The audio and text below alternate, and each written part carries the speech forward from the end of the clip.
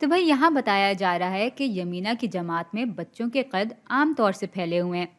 उसकी जमात में बच्चों का औसत कद 150 सेंटीमीटर के बराबर है और इस फैलाव का मयारी इन्हिराफ यानी स्टैंडर्ड डिविएशन 20 सेंटीमीटर के बराबर है।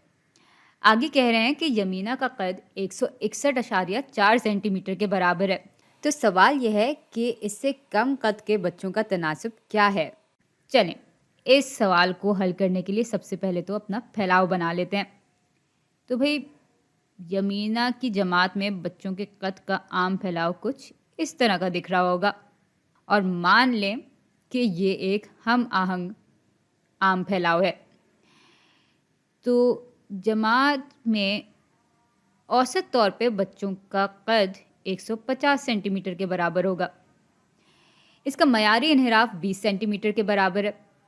तो अगर हम औसत कदर से एक मयारी इन्हिराफ गुना ऊपर चले जाएं तो हम कुछ यहाँ पर आ जाएंगे।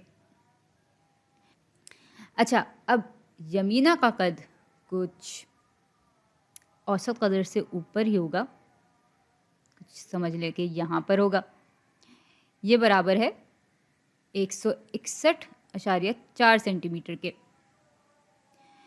अब सवाल में असल में हमसे पूछा जा रहा है कि यमीना से कम कद के बच्चों का तनासब क्या है।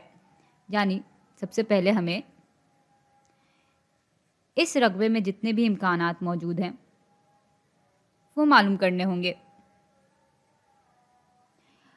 और इस रकबे के इम्कानात को मालूम करने के लिए हमें जी स्कोर मालूम होना चाहिए यमीना के कद का। जी स्कोर हमें बताएगा कि यमीना का कद इस औसत कदर से कितने मयारी इन्हिराफ गुना ऊपर है।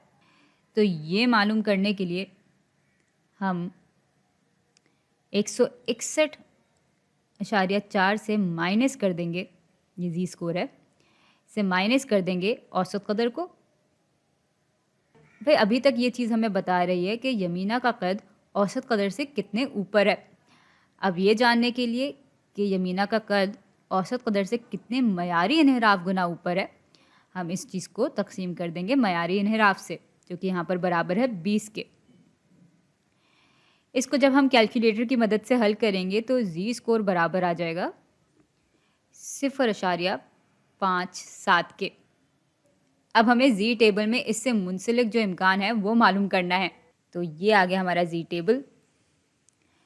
0.5 यहाँ पर है और 0.07 यहाँ पर है। तो 0.57 के लिए भाई इम्कान